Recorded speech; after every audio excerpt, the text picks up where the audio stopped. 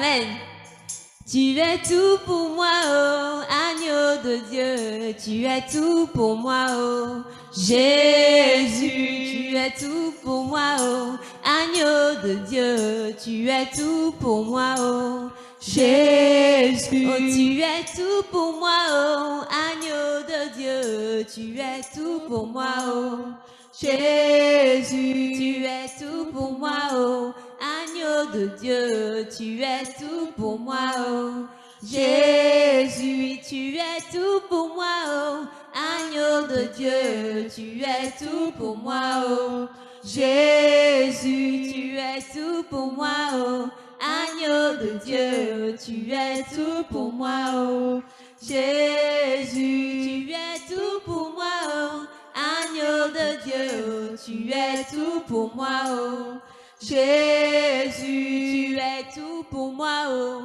agneau de Dieu. Tu es tout pour moi, oh Jésus. Je n'ai personne devant moi, je n'ai personne derrière moi. Tu es tout pour moi, oh Jésus. Je n'ai personne devant moi, personne derrière moi. Tu es tout pour moi, oh Jésus. Est-ce qu'on peut acclamer le Seigneur et laisser toute la place au pasteur Navier? Amen. Que le Seigneur vous bénisse. Amen, amen. Alléluia.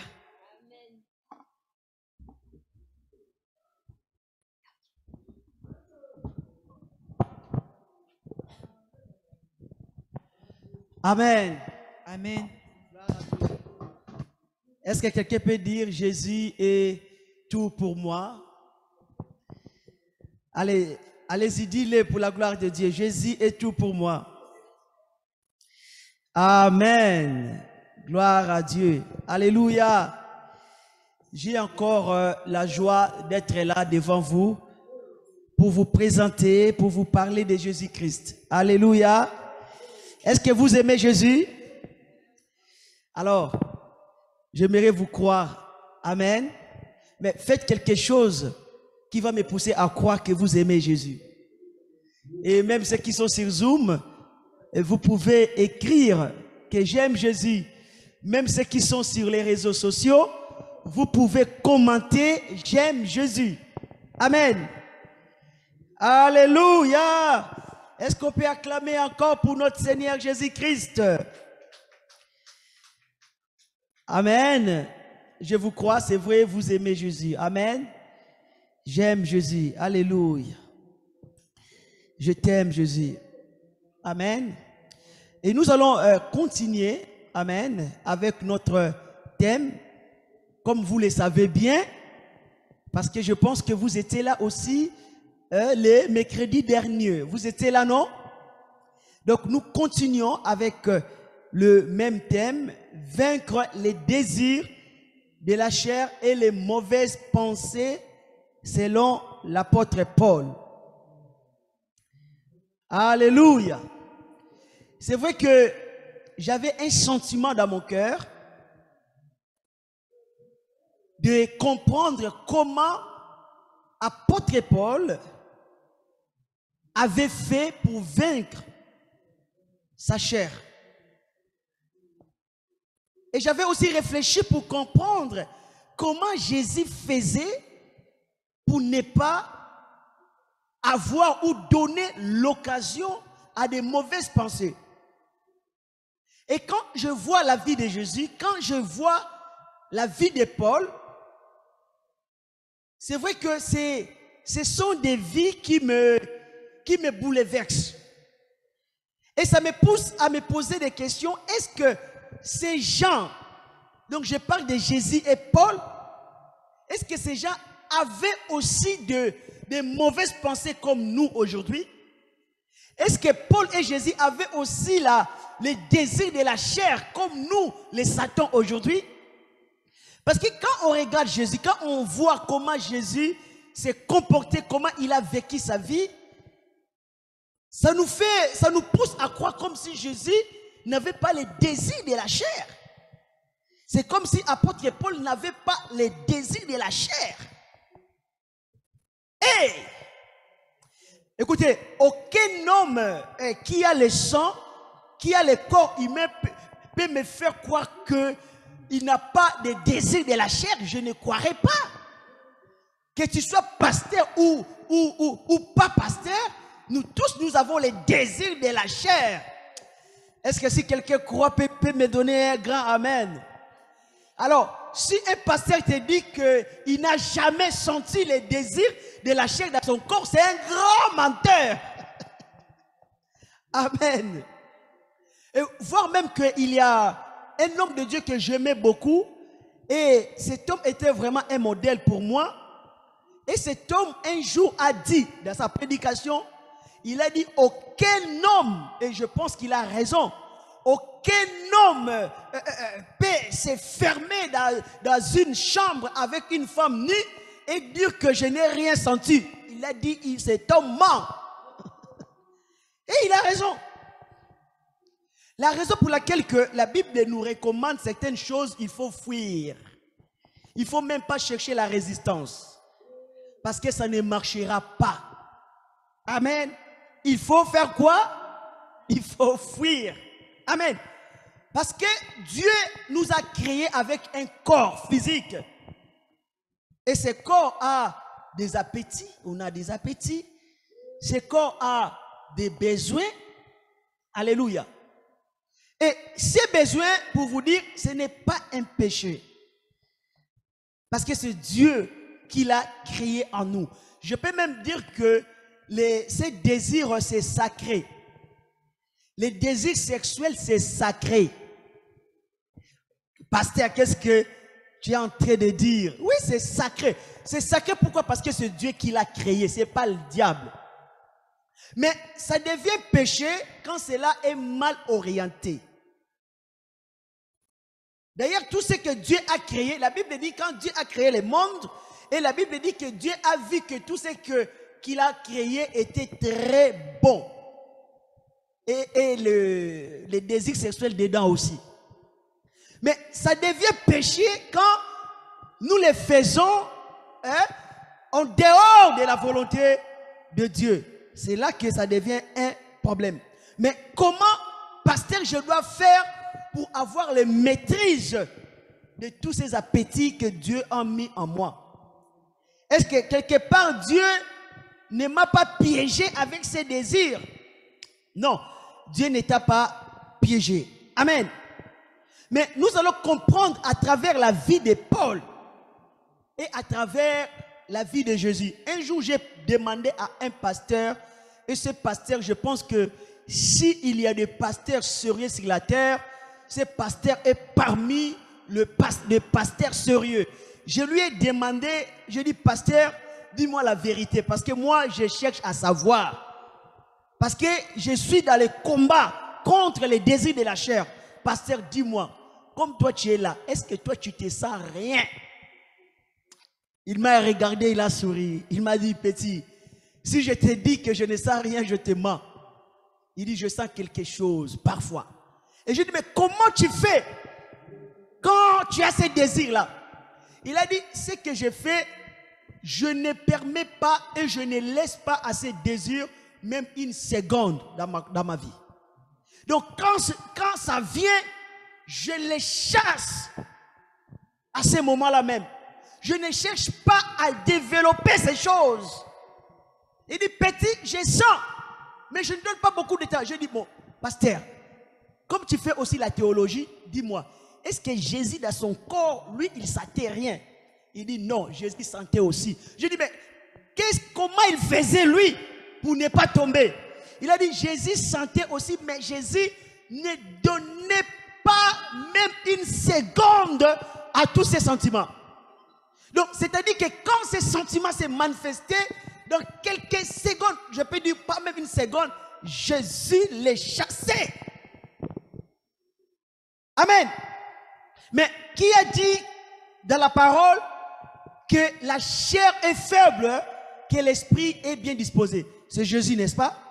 Mais demandez à Jésus, comment tu sais que la chair est faible? Parce qu'il a senti ça. Oui, pose-le à Jésus, dis-nous la vérité. Parce que si Jésus était là présent, je suis sûr qu'il nous dira la vérité. Jésus, mais comment tu sais que la chair est faible? Mais il te dira que, tu sais, vous savez que moi aussi j'avais la chair comme vous. J'avais la chair comme vous. Et je sentis que la chair est faible. Parce que je peux vous prouver bibliquement, tu sais, à Gethsemane, Jésus, il a eu des difficultés pour accepter la mort. Est-ce que vous pensez que Jésus avait accepté la mort facilement? Non. C'est pas vrai. Personne ne peut accepter la mort facilement. Parce que la Bible nous dit qu'à Gethsemane, Jésus a fait une prière. Est-ce que vous voulez que je vous dise la prière de Jésus? Et je pense que c'était la seule prière de Jésus que Dieu n'avait pas exaucée.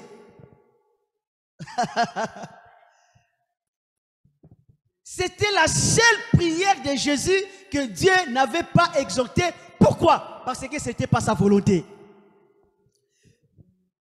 Parfois nous pensons que si j'ai l'onction et je prie, Dieu va exaucer toujours. Non. Même si tu as l'onction, tu guéris des malades. Mais quand tu fais une prière qui ne concorde pas avec la volonté de Dieu pour ta destinée sur la terre, Dieu ne va pas exaucer. Il va te faire comprendre tout simplement que mon fils, ce que tu as demandé là, je ne peux pas le faire parce que ce n'est pas ma volonté. Est-ce que vous savez ce que Jésus a demandé à Gethsemane? Écoutez, quand Jésus est venu sur la terre, il était venu pour quoi? Il était venu pour mourir, n'est-ce pas? Il le savait bien. C'était sa mission, sa destinée. Pour nous sauver, il devait mourir. Mais à Gethsemane, nous voyons Jésus faire une prière contre même sa destinée. Et qu'est-ce qu'il a demandé à Dieu? Il a dit, Père, si c'est possible, éloigne de moi cette... Waouh! Prenez exemple que si Dieu l'avait exaucé et Dieu avait éloigné de Jésus la coupe. C'est-à-dire, la coupe, c'est la mort. Personne ne pourrait être sauvé. Personne. Et là, c'était l'échec de Jésus dans sa mission. Mais qu'est-ce qui a poussé Jésus à faire ce genre de prière? C'était la chair. Et je vous dis clairement, c'était la chair. Parce que si vous lisez dans la parole de Dieu, vous allez trouver que Jésus a commencé à être angoissé. La peur a commencé à envahir de son cœur.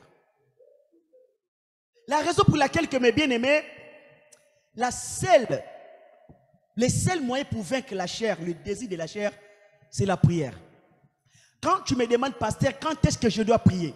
Bien-aimé, tu dois prier quand tu vas commencer à sentir en toi les désirs de la chair commencent à monter. C'est à ce moment-là, cherche un coin quelque part, commence à prier.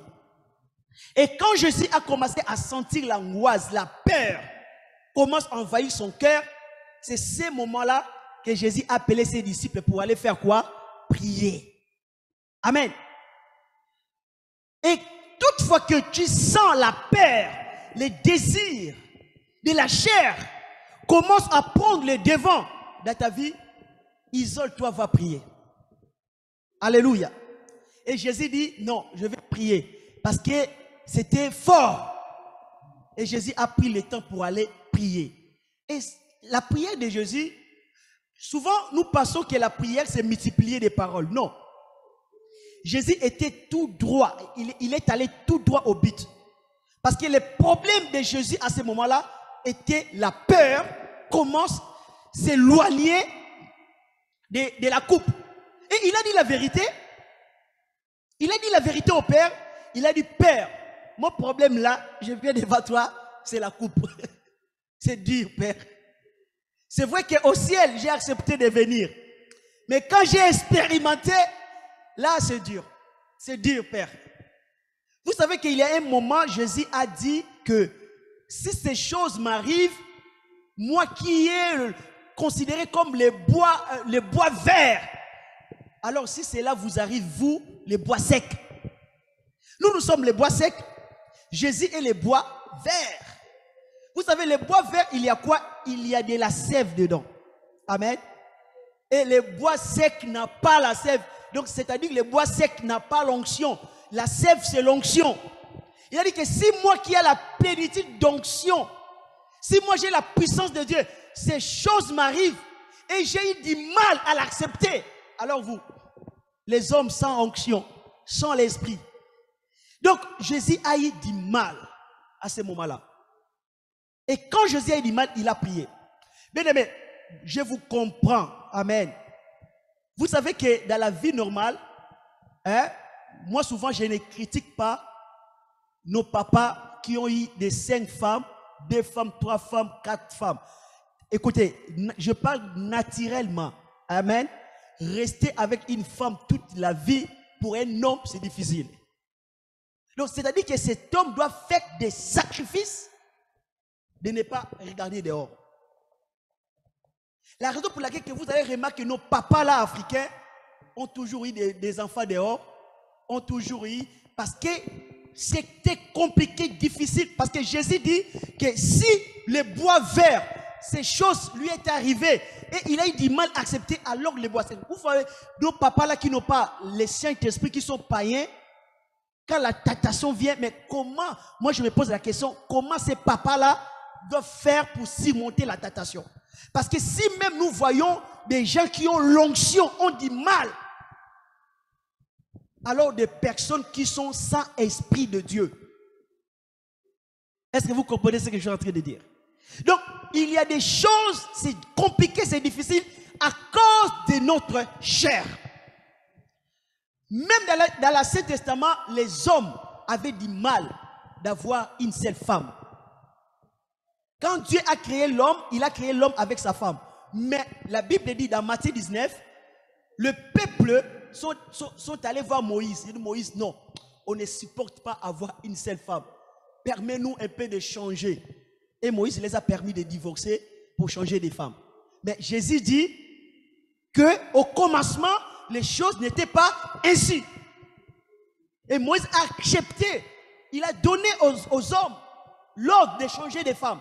C'est-à-dire de divorcer, de répudier des femmes s'ils ont envie de changer. Mais au commencement, n'était pas ainsi. Donc, la nature de l'homme, écoutez-moi bien, a du mal à accepter, je parle aux hommes, de rester avec une seule femme. La nature de l'homme. Et si nous voulons vivre selon la volonté de Dieu, nous devons vivre dans l'esprit. Alléluia. Nous devons vivre dans l'esprit.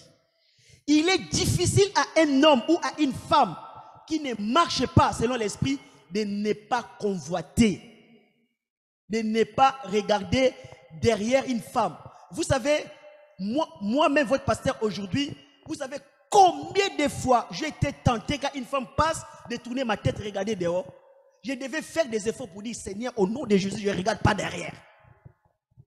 Et de résister au nom de Jésus. Amen. Parce que pourquoi? Il y a la nature à moi, la nature pécheresse qui n'est pas convertie. Et cette nature est toujours là avec moi. Et cette nature essaie de me commander, de me diriger. Combien de fois on est tenté de critiquer, de parler du mal à quelqu'un? Et là, tu dois résister pour dire, Seigneur, non. Il y a des fois, je demande à ma bouche de se taire. Je dis, ma bouche, laisse-moi tranquille. Je ne parlerai pas du mal de cet homme ou de cette femme. Je refuse. Mais ma bouche me pousse à critiquer. Et c'est comme si je ne le fais pas à l'intérieur de moi, donc ma chair, je ne suis pas satisfait. Il faut que je fasse. Et là, nous comprenons que c'est la chair. Combien de fois que nous sommes poussés à la colère, nous sommes poussés à crier, nous sommes poussés à faire quelque chose de charnel.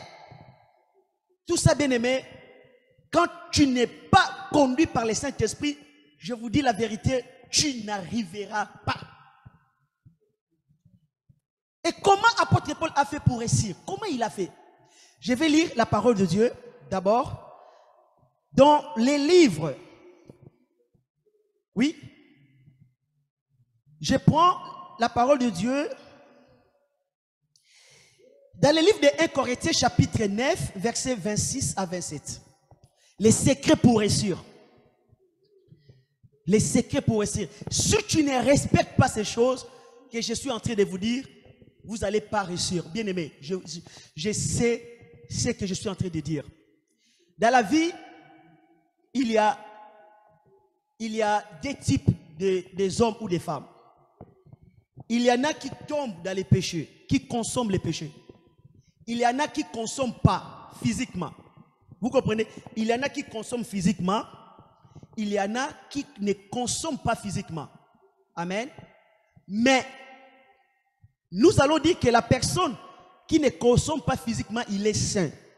Et la personne qui consomme les péchés physiquement, c'est un pécheur. Mais ce que les gens n'arrivent pas, la personne qui ne consomme pas physiquement peut être aussi pécheur que celui qui consomme physiquement. Pourquoi? Il y en a qui n'ont pas du courage à consommer les péchés physiquement. Mais dans leur pensée, tous les jours, ils consomment les péchés. Vous comprenez? Donc, dans leur pensée, ils aiment ça. Amen. Et devant Dieu, celui qui a consommé physiquement et celui qui a consommé dans la pensée, devant Dieu, les deux ont fait la même chose. Parce que la Bible dit que si tu regardes une femme dans le but de la convoiter, tu as déjà commis l'adultère avec elle dans son cœur. Il y en a qui commettent l'adultère tous les jours dans leur cœur. Mais il y en a qui le consomment physiquement. Mais nous jugeons beaucoup plus ceux qui consomment physiquement parce qu'on voit, on attend.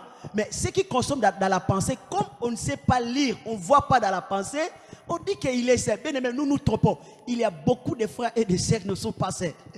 Même s'ils ne consomment pas physiquement, mais dans leur cœur, ils le consomment tous les jours. Tu peux être adultère ou fornicateur rien que parce que tu consommes dans tes pensées.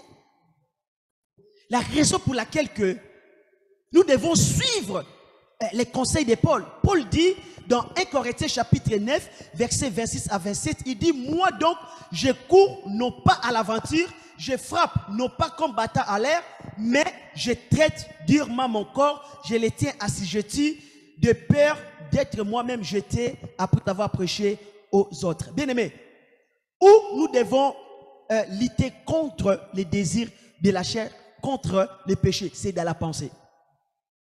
Vous savez, si vous êtes déjà vaincu dans votre pensée, pour Dieu, vous êtes perdu. Parce que beaucoup de chrétiens pensent que parce qu'ils ne les consomment pas physiquement, mais ils pensent qu'ils sont dans la victoire. Non. Dès que vous êtes tombé dans la pensée, pour Dieu, vous êtes tombé. Il n'y a pas la différence entre celui qui est tombé dans la pensée et celui qui est tombé, qui a consommé physiquement.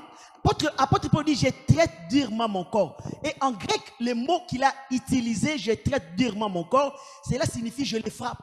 Je frappe mon corps. Je frappe mon corps. Je les blesse. Je les fais du mal.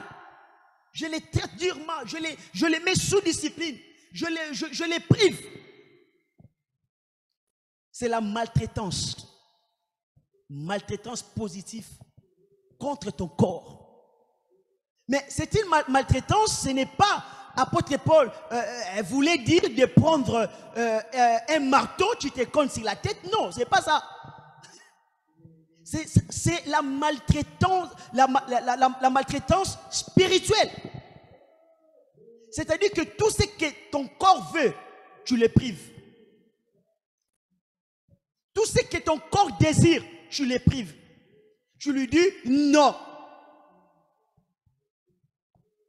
Il y a une pensée charnelle qui vient, tu veux parler du mal de Sophie, tu dis non. Qu'est-ce que Sophie a fait? Je ne parlais pas mal de Sophie. Quelque chose te pousse à voler, tu dis non.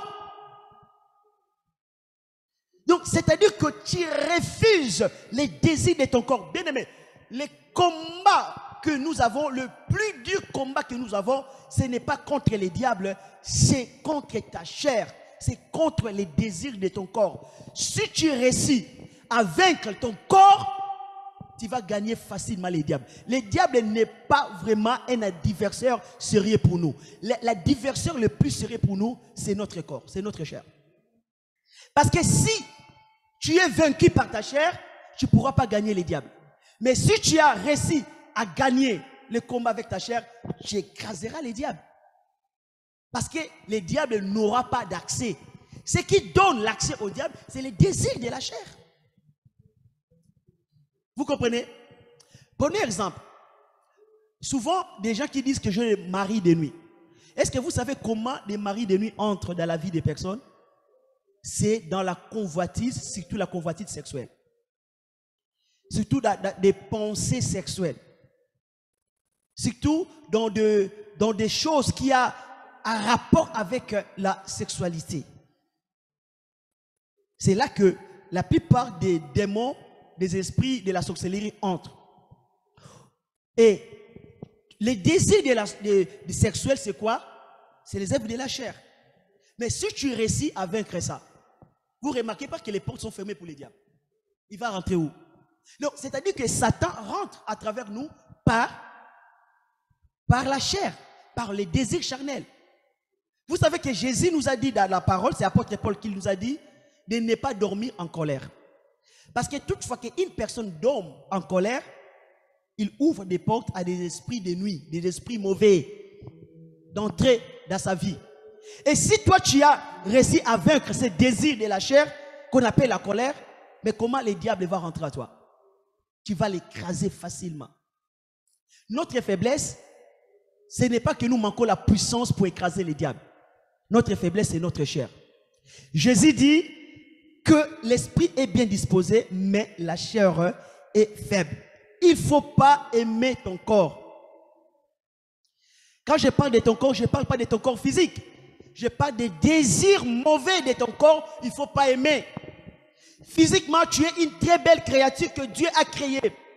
Mais les désirs de ton corps, les désirs de la chair, Dieu ne les aime pas. Dieu aime ton corps physique parce que c'est lui qui l'a créé. Mais les désirs mauvais, c'est ce que Dieu déteste. Et tu ne dois pas encourager ça. Tu ne dois pas aimer ça. Dans d'autres passages, d'autres versions bibliques, la Bible dit que nous devons mortifier notre corps. Vous savez, le mot mortifier signifie quoi? Mais quand la Bible dit que nous devons mortifier notre corps, c'est spirituel. Ce n'est pas physique. Alléluia. Alléluia. Donc, apôtre Paul, son premier secret, il ne faisait pas cadeau au désir de son corps. Prenez un exemple. Je prends l'exemple pour que vous puissiez comprendre. Tu as faim. On t'a dit, il ne faut pas manger le chocolat. Ça arrive que ton corps, parce qu'on t'a dit, il ne faut pas manger le chocolat, ton corps a l'envie de manger du chocolat. Et le chocolat est là devant toi. Et ton corps veut manger le chocolat. Donc, vous voyez, il y a les désirs de ton corps. Et il y a toi, l'esprit. Mais comment tu dois faire?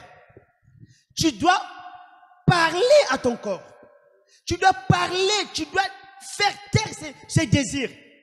Tu dis que tu as l'envie, mais moi, je te dis, c'est comme si en vous, vous avez des personnalités. Donc, une autre te pousse à manger, une autre est là, c'est toi. Tu dois décider, je dois obéir ou pas. Et l'autre personnalité là, qui observe des choses, c'est votre esprit. Et vous devez faire parler votre esprit. Donc, votre esprit doit donner des ordres au désir de la corps. Tu ne mangeras pas le chocolat. Amen. Et il faut parler sévère, parce que moi souvent je parle à moi-même. Mais les gens ne comprennent pas que je parle contre les désirs de mon corps. Je parle. Quand souvent je suis là, il a un désir, veut me ramener de l'autre côté. Je comprends, je dis, mais ces désirs, c'est quoi là? Donc c'est comme si j'ai double personnalité. Je parle à un autre nabier qui n'est pas converti, qui est la chair. Je dis, mais qu'est-ce qu'il y a là? Tu dois mourir, nabier. Pour suivre Christ, il faut que nabier, il ne faut pas faire ça. Et je refuse. Je suis. Parfois, c'est un combat difficile, bien-aimé. Parfois, c'est difficile. Parfois, il y a une souffrance. Parce que tu prives la chair. Et comme la chair, c'est un peu une partie qui est attachée à toi, Et quand la chair souffre, tu peux sentir cette souffrance. Et à l'intérieur de toi, sois content de cette souffrance. Moi, parfois, j'aime beaucoup quand ma chair souffre. Je ne parle pas d'une souffrance physique, mais je parle d'une souffrance à l'intérieur. Parce que ma chair m'a voulu que je venge, ma chair a voulu que je fasse du mal, et moi je dis non. Et quand elle souffre, moi je suis content. Amen. Parce que l'apôtre Paul dit, je traite durement mon corps. Mais tu ne peux pas comprendre cela. C'est-à-dire comme s'il y avait deux pôles. Donc c'est-à-dire qu'un autre Paul qui maltraite un autre Paul, que Paul appelle mon corps. Parce que Dieu a créé l'homme en 3 dimensions. Dieu a créé l'homme, l'esprit, l'âme et le corps. Mais quand Paul dit, je traite durement mon corps, mais qui parlait? Qui parlait? C'était l'esprit de Paul qui parlait. Amen. Il parlait à quoi? Il parlait à une autre dimension de Paul, qui est l'âme et le corps. Et vous comprenez? Tu peux sentir que tu es en 3 dimensions. Moi, c'est que j'ai fait beaucoup d'études pour comprendre mon esprit, mon corps et mon âme. Et je sais que les désirs que j'ai là, c'est l'esprit. Et je peux sentir les désirs là, c'est l'âme, c'est le corps. Parce que l'âme et le corps, les deux marchent ensemble. Ils sont toujours associés. Vous comprenez? Ils sont associés. Mais l'esprit, parfois, il est isolé. Et l'esprit doit savoir à donner des ordres, à éduquer. C'est comme on vous a donné un enfant qui est mal éduqué. Et quand vous essayez d'éduquer, de dresser l'enfant, il ne va pas aimer. L'enfant va pleurer. Parce que l'enfant a envie de faire des choses qui n'est pas bien. Et l'enfant mal éduqué, c'est qui? C'est notre âme et notre corps. Et cet enfant-là, le corps et l'âme ont toujours envie de faire le mal. Et l'esprit, votre esprit en vous, parfois il est là, il observe. La raison pour laquelle que votre esprit ne doit pas se laisser entraîner par le corps. Une fois votre esprit se laisse entraîner, c'est fini. Mais une fois que votre esprit prend position pour dire non à l'âme, non au corps, bien aimé, tu gagneras le combat. C'est ça qu'on appelle la maltraitance. Un enfant qui est maltraité dans sa famille, vous allez voir qu'on ne lui donne pas à manger. On lui donne pas, on lui achète, on lui donne pas, on ne fait pas des cadeaux. Tout le temps, on les tape. C'est la maltraitance. Et c'est exactement ce que tu dois faire à ton âme et à ton corps. Donc, tu dois dire que mon âme, mon corps, moi je suis esprit, tu dois suivre ce que moi je veux. Amen. Tu dois l'obliger. Apôtre Paul dit, il faut les maltraiter. Il faut traiter durement le corps. Bien aimé, nous tombons dans les pièges. Dès que tu commences à aimer ton corps, c'est fini. Parce que apôtre Paul, le secret d'apôtre Paul pour tenir, il a dit, je maltraite mon corps. Je le traite durement. Et le deuxième conseil d'apôtre Paul, apôtre Paul dit que je donne aucune valeur au désir de mon corps, au désir de la chair. Il dit ceci dans le livre de Philippiens chapitre 3 verset 7 à 9, il dit, mais ces choses qui étaient pour moi des gains, je les ai regardées comme une perte à cause de Christ. Et même je regarde toutes choses comme une perte à cause de l'excellence de la connaissance de Jésus, mon Seigneur, pour lesquels j'ai renoncé à tout. Il a renoncé à tout. Pose-moi la question, apôtre Paul a renoncé à quoi? Il a renoncé à tous ses désirs charnels de son corps. Pourquoi? Pour suivre l'esprit. Amen. J'ai renoncé à tout. Et il continue, il dit, je les regarde comme de la boue, afin de gagner Christ, à être trouvé en lui, non avec ma justice, ma justice. Il parle ma justice, mais celle qui vient de la loi, mais avec celle qui s'obtient par la foi en Christ, la justice qui vient de Dieu par la foi. Donc, nos désirs de la chair, nos désirs humains, a aussi sa justice. Et apôtre Paul dit, je rejette. Je ne veux plus avoir raison dans la chair. Je ne veux plus, je rejette. Je ne donne aucune valeur au désir de la chair. Je les regarde comme une perte. Je les regarde comme de la boue. Parce que je vais suivre Christ. Je vais marcher dans l'esprit. Voilà la deuxième secret de Paul. Et la troisième secret, comment Paul faisait pour gagner ses combats. Apôtre Paul dit, je rends grâce à Dieu de ce que je parle en langue plus que vous tous. 1 Corinthiens chapitre 14, verset 18. Bien aimé, j'ai expérimenté ça. J'applique les conseils d'apôtre Paul, moi. J'applique. La raison pour laquelle que mon corps me connaît bien. Donc, c'est-à-dire que tout ce que mon corps désire, moi, je dis non. Je marche, mon corps me pousse de regarder une jeune fille, je dis non, je ne regarde pas. Tu vois, quand je croise une jeune fille sur la route, je ne les regarde qu'une seule fois. Si mon corps dit regarde derrière, je ne regarde pas. Mais c'est un combat. Si tu n'as pas Christ, tu ne peux pas. Combien de fois quand je croise des hommes, ils cherchent toujours à regarder derrière. Moi je dis, ah là là, la chair t'a pris. La chair t'a pris. Ils regardent toujours derrière. Bon, il y a d'autres personnes, ils essayent d'utiliser la force de leur caractère. C'est un échec. Tu sais, la force de ton caractère, ça peut marcher. Ça peut marcher, mais à un moment, dans la pensée, le diable va te récupérer. Mais si tu veux pratiquer le bon combat, cherche la victoire en Jésus-Christ. N'utilise pas la force de ton caractère, mais utilise Christ. Apôtre Paul dit, je laissais tout pour l'excellente connaissance de Jésus. Plus tu lis la parole, plus tu t'appliques de la parole de Dieu, plus tu vas gagner facilement le combat. Amen.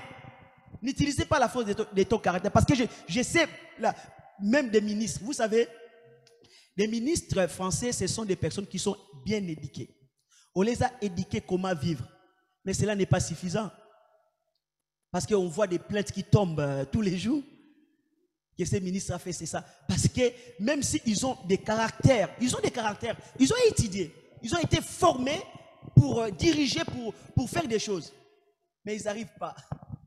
Même notre cher président Hollande, on l'avait attrapé avec son bicyclette moto, avec sa moto la nuit. Parce qu'ils n'arrivent pas. Ils n'arrivent pas. Avec l'intelligence, tu ne peux pas gagner la chair. Tu ne peux pas. Et les prêtres ne diront même pas. Parce que les prêtres, ce sont des gens qui cherchent à se priver avec la force de leur caractère pour servir Dieu. Mais ils n'arrivent pas. Combien de prêtres que je connais, ils ont des enfants à côté. Même un abbé que je connais, africain, un grand abbé africain, mais il a des enfants en Belgique. Et personne ne le sait. Parce qu'ils n'arrivent pas.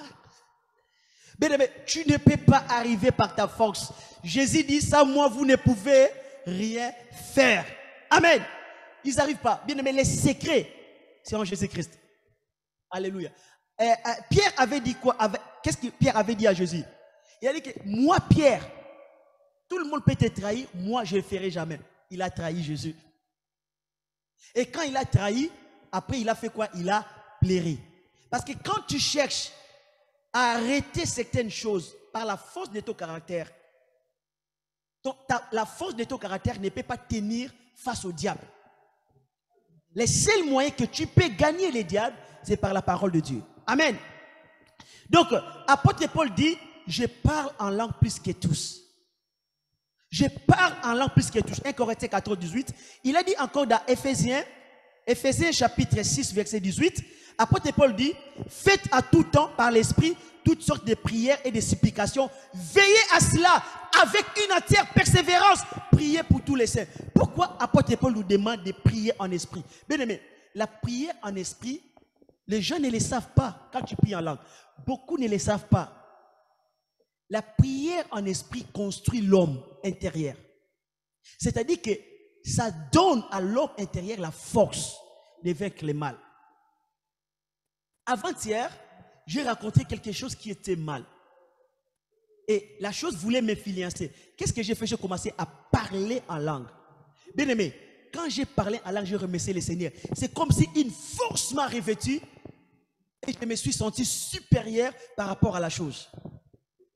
Parce que j'ai parlé en langue. Quand tu parles en langue, tu te donnes les moyens de gagner les désirs mauvais. Prenons exemple que tu étais en colère contre quelqu'un, tu dis j'ai en colère. commences seulement à parler en langue, tu verras, automatiquement, tu vas vaincre ta colère. L'esprit de vengeance va tomber, la colère va tomber, tu vas commencer à rire seul. Pendant qu'il y a quelque chose que tu n'arrives pas à le faire, tu dis, mais pasteur, moi, je n'arrive pas à pardonner. Moi, je ne te dirai rien, je ne te forcerai pas à pardonner. Je dis, prends un temps, commence à prier en langue. Prie en langue, prie en langue, prie en langue, prie en langue. Bien aimé, tu ne vas pas comprendre, tu auras en toi les sentiments de pardonner. Amen. Donc, c'est-à-dire que ce qui faisait la victoire de Paul, parce que Paul priait beaucoup en langue.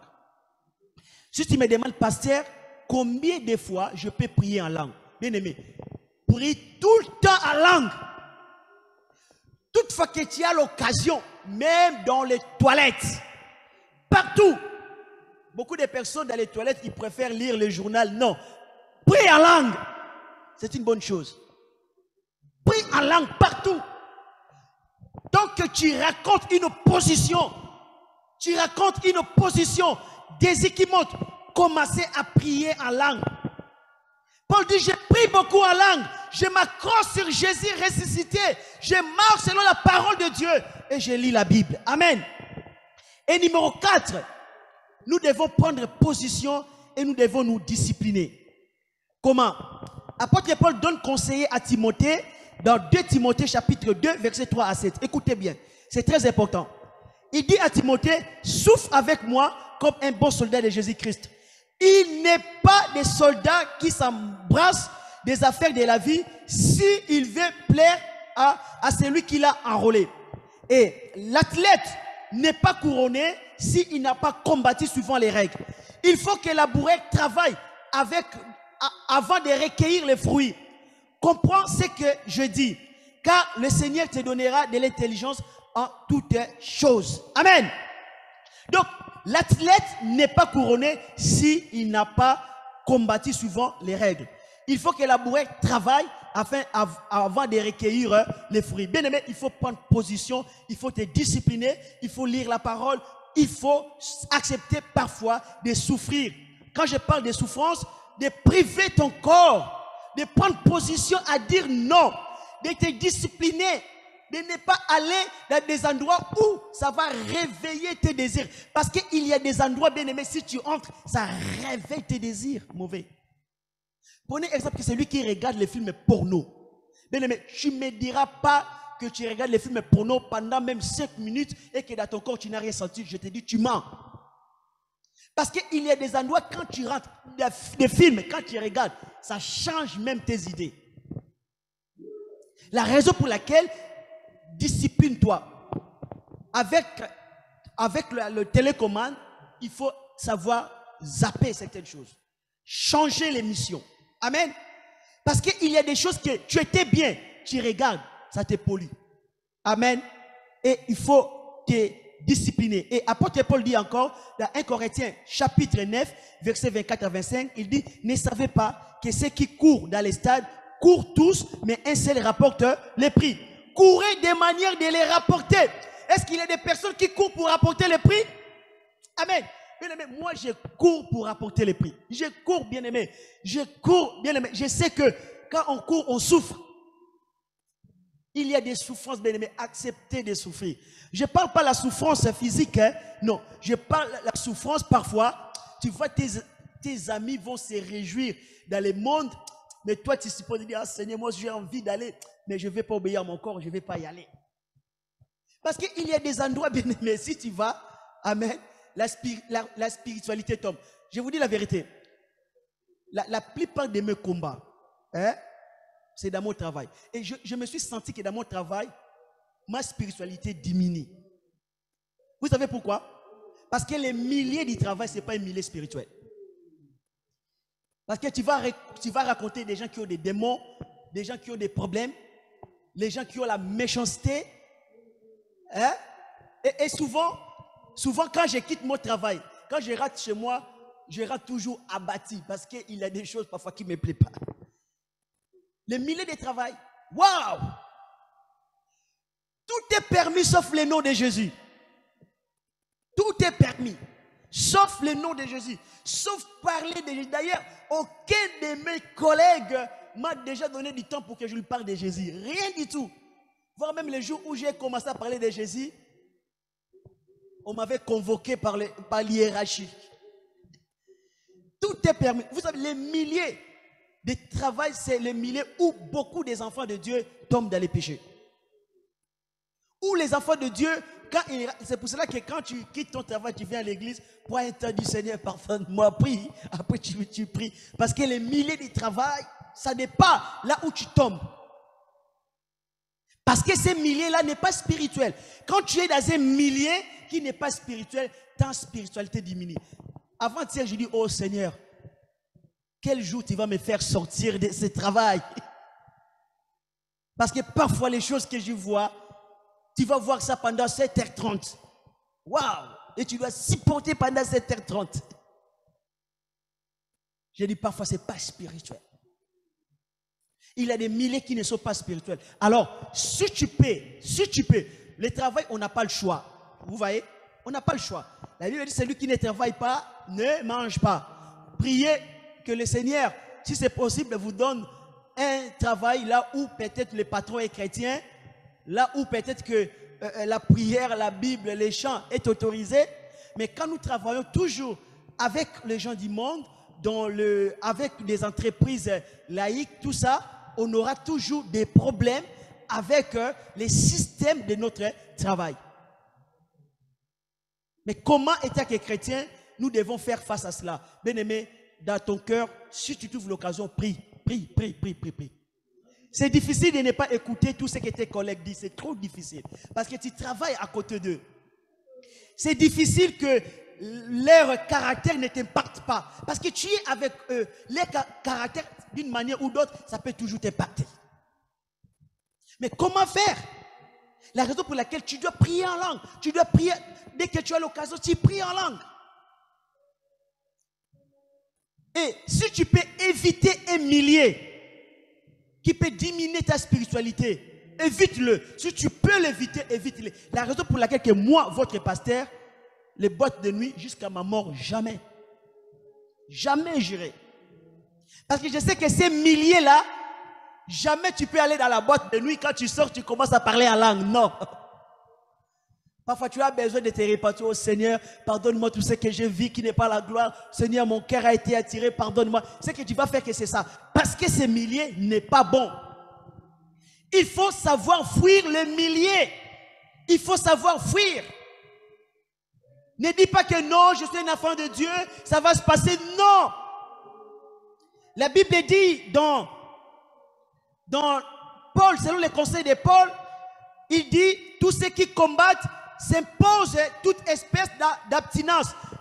Est-ce que vous pouvez répéter après moi? Dit, tous ceux qui combattent s'imposent toute espèce d'abstinence. Il est fort pour obtenir une couronne corruptible. Mais nous, faisons-les comme pour une couronne incorruptible. Donc, apôtre Paul te conseille ici de faire comme Messi, de faire comme Ronaldo, de faire comme, il s'appelle comment, il se Bolt. C'est lui. Il se Bolt, c'est ça, les Jamaïcains, l'athlète là le plus fort du monde. Donc, l'apôtre Paul dit, nous devons faire comme eux. Et ils gagnent, ils sont couronnés. Apôtre Paul dit qu'une couronne qui va être détruite. Mais nous les faisons pour gagner une couronne qui ne sera jamais détruite. Donc, si je parle de Usain Bolt, Messi, Ronaldo, vous savez que ces gens-là travaillent pour être des champions. Observons leur travail. Observons leur abstinence. Tu ne verras pas Messi manger n'importe quoi. Il ne mange pas trop de semoule comme moi et toi. Parce que s'il commence à manger trop de semoule, il va grossir et il sera plus champion. Donc c'est-à-dire qu'ils ont un régime alimentaire très strict. Pourquoi? Pour être champion. Tu verras que quand Messi ou Ronaldo, s'il joue demain, il ne va pas dans la boîte de nuit pour demain jouer et gagner. Non, il se discipline. Il s'impose certaines règles. Et la Bible dit que nous devons aussi nous imposer. Moi, votre pasteur, je m'impose à moi-même certaines règles. Pourquoi? Parce que je vais gagner une couronne de vie. Peut-être que tu diras que pasteur Nébé ne fait pas ça. Vraiment, les pasteurs sont bons à rien. Bien aimé, on sait pourquoi on ne fait pas ça. Sinon, on a la force. On peut faire comme tout le monde. On peut faire. On a peut-être des moyens de faire encore plus. Mais si on ne veut pas faire ces choses, parce que nous voulons gagner une couronne incorruptible. Amen. Donc, apôtre Paul dit, pour gagner, il faut avoir la discipline. Tu verras que notre joueur français qui est Mbappé, parfois il ne boit pas l'alcool, il ne mange pas n'importe quoi, il ne s'amuse pas comme les autres dans les boîtes de nuit. Car on l'a dit, nos danses dans la boîte de nuit, Mbappé est en train de s'entraîner. Et tu verras qu'il passe tout le temps à faire des exercices sportifs qui contribuent à son objectif. Vous comprenez? Donc, ils sont en train de faire des exercices qui contribuent à leur objectif. Bien aimé, est-ce que nous les chrétiens, nous faisons des choses qui contribuent à notre objectif? Bien aimé, celui qui va dans la boîte de nuit, il est tenté de se détruire spirituellement. Donc, les exercices qui contribuent à notre objectif, c'est quoi? C'est lire la Bible et la prière. Plus tu lis la Bible, plus la foi va naître en toi. Beaucoup de personnes demandent, pasteur, comment je dois voir la foi? La foi naît dans les cœurs de l'homme automatiquement quand l'homme lit la Bible. Ce n'est pas que je vais prier pour toi, reçois la foi. Non. Si un pasteur te fait la prière, reçois la foi, ça ne marche pas comme ça. Même les disciples sont allés voir Jésus pour demander à Jésus, augmente notre foi. Est-ce que Jésus l'a fait? Non. Parce que la foi vient de ce qu'on attend. Et ce qu'on attend, c'est la parole de Dieu. La foi ne se donne pas par l'imposition des mains. Il faut lire la Bible. Il faut écouter la parole de Dieu. Amen. Il faut te débarrasser de toutes choses qui peuvent nuire ta vie spirituelle. Il faut te débarrasser. Numéro 5, je vais terminer. Apôtre Paul savait fuir certaines choses. C'est très important ce que je vais dire. Il savait fuir certaines choses. Il a écrit, c'est apôtre Paul qui l'a écrit. Dans 1 Corinthiens chapitre 6, verset 18, il dit, fuyez l'impudicité, quelque autre péché qu'un homme commette, ce péché est hors du corps, mais celui qui se livre à l'impudicité pêche contre son propre corps. Donc, il faut fuir. Mais je me dis, mais Seigneur, pourquoi d'autres péchés nous pouvons résister, mais l'impudicité, nous devons fuir? Bien-aimé, quand la Bible te demande de fuir, ne prie pas. Bien-aimé, je te supplie, ne prie pas, fuis. Bien-aimé, si aujourd'hui on me laisse avec une femme nue, je ne priais pas, dis Seigneur, garde-moi pour que je ne tombe pas. Je chercherai la porte pour fuir.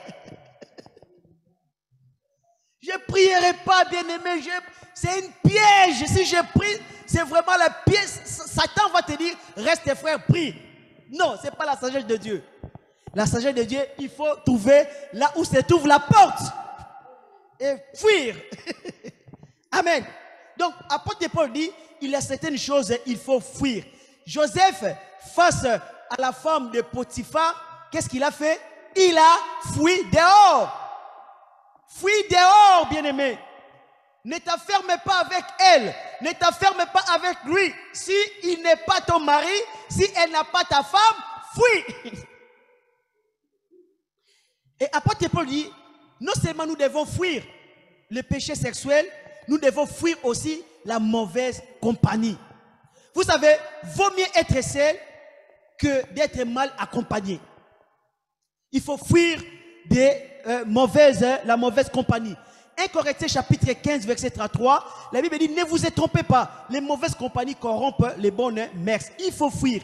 1 Corinthiens chapitre 6 verset 14 à 18, ne vous mettez pas avec les infidèles sous un joug étranger. Car quel rapport y a-t-il entre la justice et l'iniquité? Ou qu'il y a-t-il des communs entre la lumière et les ténèbres?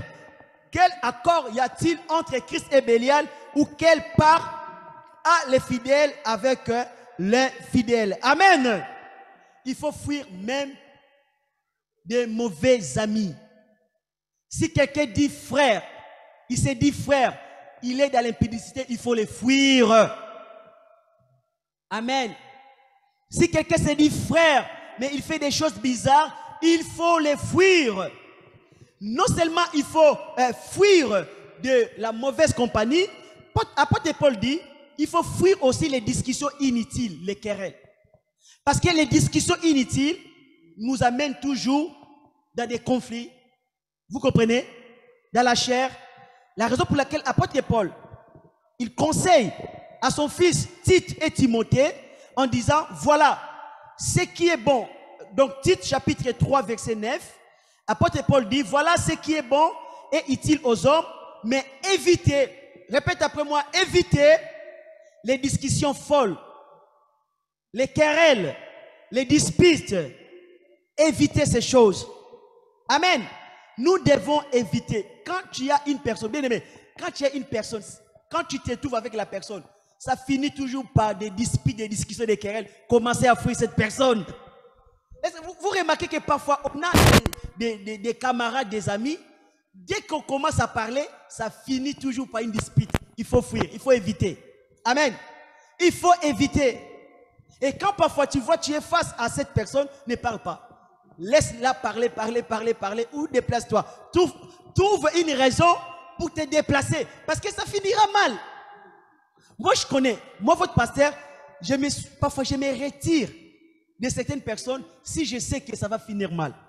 Avant que le mal arrive, avant que les disputes arrivent, je me retire.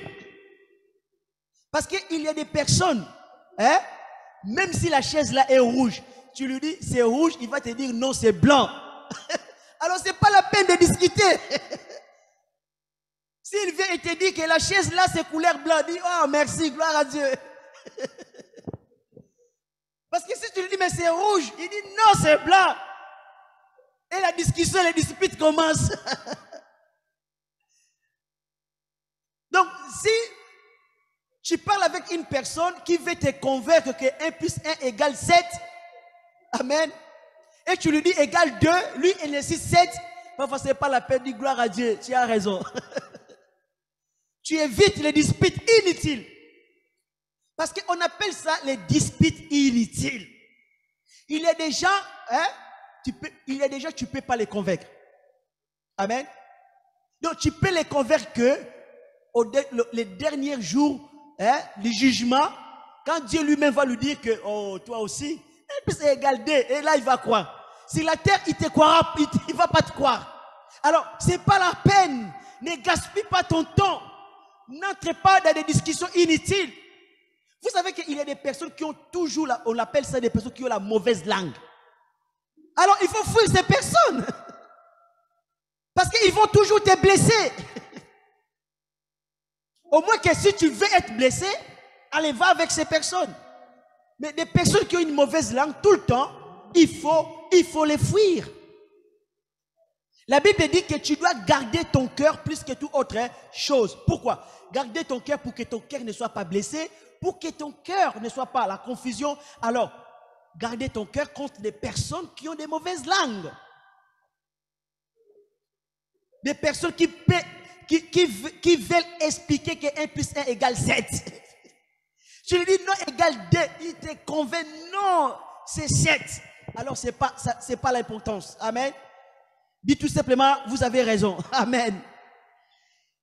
Concentrez votre vie sur la croix de Jésus. Amen. Regardez la croix de Jésus. Regardez la croix. Regardez la croix. Jésus s'est fait pauvre sur la croix pour que nous soyons riches. Jésus s'est fait pécher pour que nous soyons saints. Jésus s'est blessé dans son corps pour que nous soyons guéris. Jésus s'est fait détruire pour que nous soyons construits, bien bâtis. Amen. Paul consacrait sa vie sur Jésus-Christ, sur sa mort, sur la croix et sur sa résurrection. Alléluia. Et numéro 7, on va finir par là. Veillez et priez pour que vous ne tombez pas à la tentation. Ça, c'est la parole de Jésus. Jésus dit, veillez et priez afin que vous ne tombez pas dans la tentation. L'esprit est bien disposé, mais la chair est faible. Amen. Un serviteur de Dieu, une servante de Dieu doit faire attention à ces 3 péchés. Le premier péché, c'est l'orgueil. Vous savez que l'orgueil peut te faire descendre très bas jusqu'en enfer. Parce que Satan fut chassé au ciel pour son péché d'orgueil. Fais attention avec cela. La Bible dit dans Proverbe 16, 18, l'arrogance précède la ruine et l'orgueil procède la chute. Numéro 3, je parle des 3 péchés que un serviteur, une servante de Dieu doit faire attention, l'orgueil. Et numéro 2, c'est la cupidité. Car la cupidité peut t'éloigner de l'objectif de Dieu. Géasi a été frappé de lèpre à cause de la cupidité. Qu'est-ce que Géasi a fait? 2 Rois chapitre 5 verset 26, la Bible dit, Élisée lui dit, mon esprit n'était pas absent lorsque cet homme a quitté son char pour venir à ta rencontre. Est-ce que c'est le temps de prendre de l'argent et de prendre des vêtements, puis des oliviers, des vignes, des brebis, des bœufs, des serviteurs et des servantes? Lèpre de Naaman t'attachera à toi et à ta postérité pour toujours. Et Géasi sortit de la présence d'Élisée avec une lèpre comme la neige. Pourquoi? Géasi avait la cupidité. La cupidité peut t'éloigner de l'objectif de Dieu. Et numéro 3, c'est le péché sexuel. Car cela peut te disqualifier. Vous savez, le péché sexuel peut te disqualifier dans les services de Dieu. Comme Ophni et Phiné ont été disqualifiés par l'Éternel. Pourquoi? La Bible dit dans 1 Samuel chapitre 2, verset 22, la Bible dit, Élie était fort âgé, il a appris comment ses fils agissaient à l'égard de tout Israël. Il a appris aussi qu'il couchait avec les femmes qui s'assemblaient à l'entrée de la tente d'assignation. Donc, Ophni et Phiné commettaient des choses horribles et Dieu les avait disqualifiés dans les services. Alléluia. Mais, même si vous êtes fort dans ces 3 péchés, faites attention, Satan peut toujours vous pousser à commettre la médisance, la calomnie ou la jalousie. Nous allons prier dans le nom de Jésus. Amen.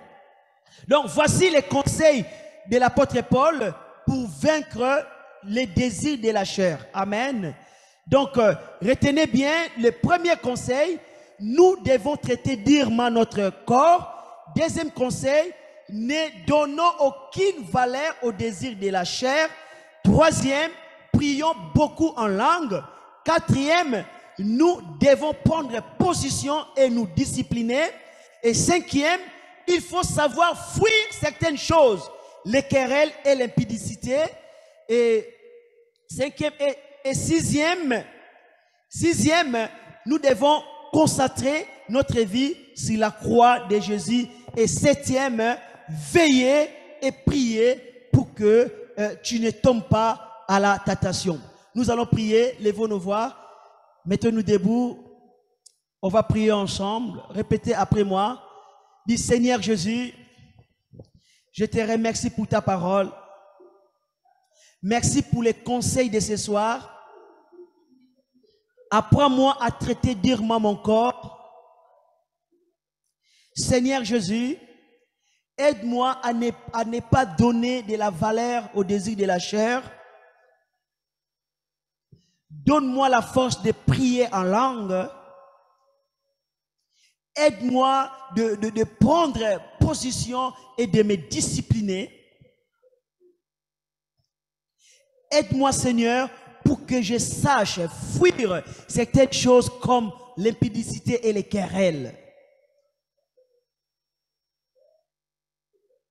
Je vais consacrer ma vie sur la croix et je vais veiller et prier. Merci Seigneur pour tous ces conseils. Aide-moi à les mettre en pratique. Je vais vivre selon l'esprit. Je ne vais pas vivre selon la chair. Au nom de Jésus-Christ. Merci Seigneur Jésus.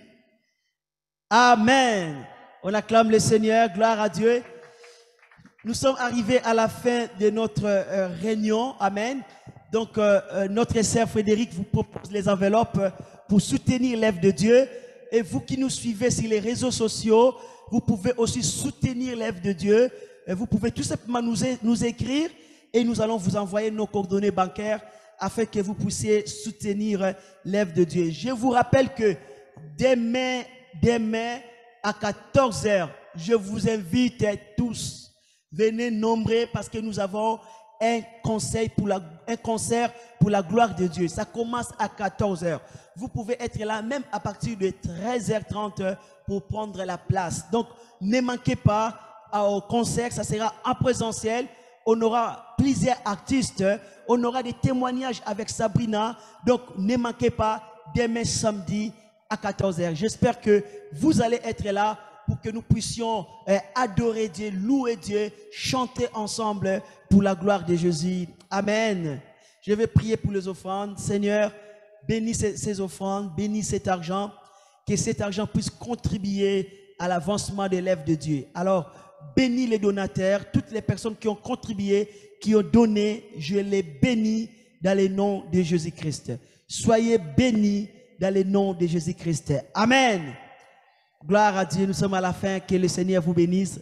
À demain pour les concerts à 14 h. Gloire à Dieu.